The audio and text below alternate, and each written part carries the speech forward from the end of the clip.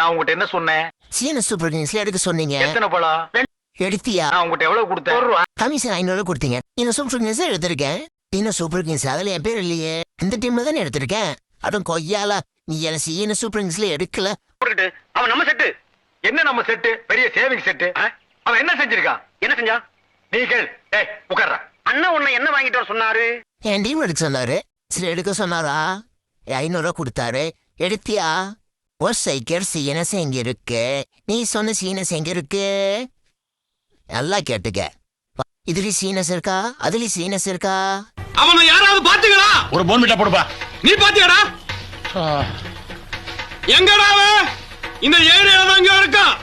அவன் மட்டும் என் கல்ல மாட்ட வெட்டாம விட மாட்டேன். திருட்டு மொழி குறுந்தாடி வச்சிருப்பான்.